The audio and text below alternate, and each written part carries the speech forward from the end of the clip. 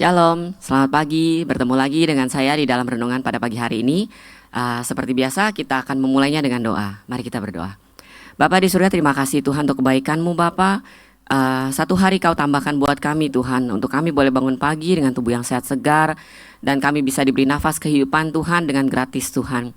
Kami mengucap syukur buat semua kasih karunia-Mu yang melimpah ini Tuhan. Dan biar Tuhan ajar kami hari ini untuk hidup seturut dengan rencana dan kehendak-Mu Bapa, sehingga apa yang Kau mau, apa yang Kau ingin kami lakukan, itu yang kami lakukan Bapa. Terima kasih Tuhan, kalau kami mau mendengar renungan, izinkan kami mempunyai hati yang baik untuk mendengar, sehingga bisa kami terima semua dengan baik Tuhan, dan kami bisa melakukannya dalam kehidupan kami. Terima kasih Tuhan, haleluya Yesus, amin.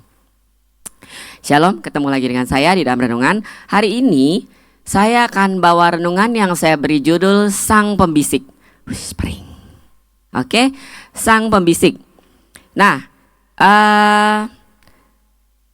kita kemarin waktu dengar Bapak Gembala khotbah beberapa waktu yang lalu, dia itu sekarang kan masih membicarakan tentang anak yang hilang, ya kan? Nah, kemarin itu dia sempat bawa tentang mata, hati, dan kaki yang melangkah, yang melihat, ya kan, mempunyai hati dan melangkah. Oke, saya mau ajak kita mengupas masalah itu ya. Saudara, kebanyakan dari kita di waktu-waktu sekarang ini itu tuh udah makin cuek, saudara. Dunia ini tuh bikin kita tuh semakin hari semakin cuek ya. Udah nggak ada lagi banyak care gitu kan. Kalau kita sering lihat-lihat di IG gitu, ada mereka yang nolongin pengemis lah atau apa segala macam. Itu semua settingan, saudara, kebanyakan. Nggak semua itu realita. Karena saudara bisa bayangin bagaimana caranya dia bisa kebetulan setting seorang anak nolong pengemis begini begitu bla bla bla gitu. Itu semua settingan. Jadi bukan sesuatu yang spontanitas mereka lakukan. Itu settingan untuk mereka bisa mencapai istilahnya like yang banyak gitu ya.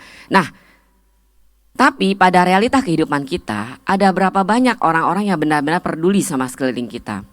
Kita tahu di Alkitab itu diceritakan tentang seorang Samaria yang menolong orang yang dirampok sama penyamun. Tapi seorang Samaria yang menolong, bukan si imam, bukan si Lewi gitu kan, yang padahal notabene-nya mereka seharusnya orang-orang yang menolong justru, karena mereka ya imam gitu loh sama Lewi gitu loh, hidup mereka itu udah kayak kudus banget gitu kan. Tapi kenyataannya mereka nggak lakuin, saudara.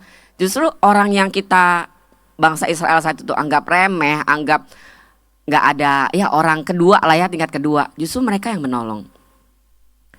Nah, begitu juga dengan kita, saudara. Apakah kita yang sekarang notabene-nya sebagai anak-anak Tuhan, kita itu pernah menjadi si Samaria, atau kita lebih memilih jadi si Lewi dan si imam?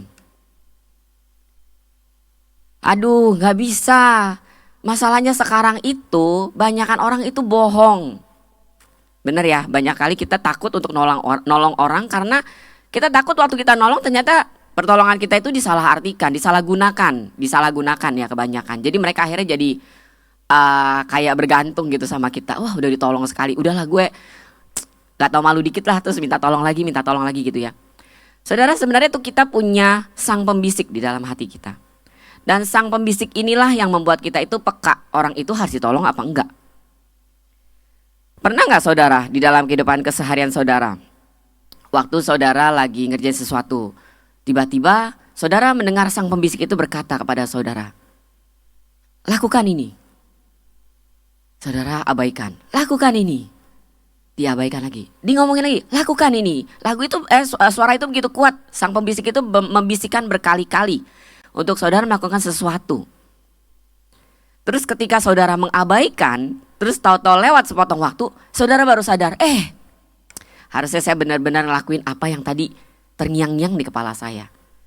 Berarti saudara sedang mengabaikan sang pembisik itu. Which is, yang mana sang pembisik itu adalah Roh Kudus. Karena kita anak-anak Tuhan, kita sudah dimodali, kita punya Roh Kudus di dalam hati kita. Cuma kita seringkali gak memakai hati. Kita melihat sesuatu dengan mata kita gak pakai hati kita untuk mendengar dengan baik. Sang pembisik itu mengatakan kita untuk menolong orang itu atau melakukan sesuatu. Nah, ketika kita tidak peka dengan sang pembisik itu, maka kita menjadi takut untuk melakukan apa yang disuruh Tuhan dengan kaki kita melangkah.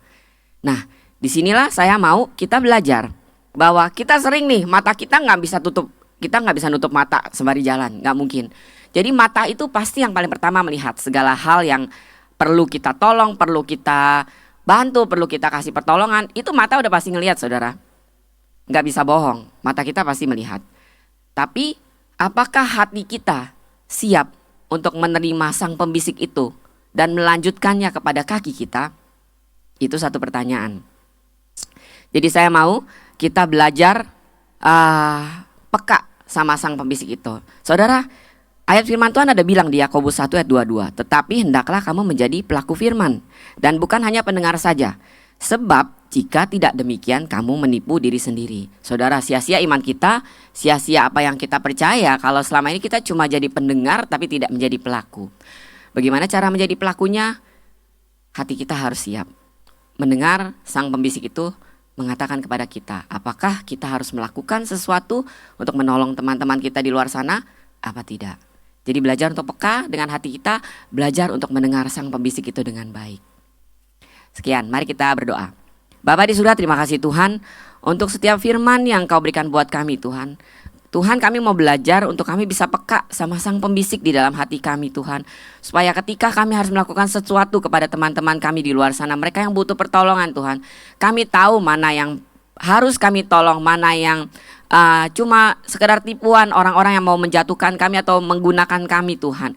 Bapa, berikan kami kepekaan di dalam hati kami, sehingga sang pembisik itu bisa mengatakan sesuatu dan kaki kami bisa melangkah untuk mengerjakan apa yang sang pembisik itu katakan.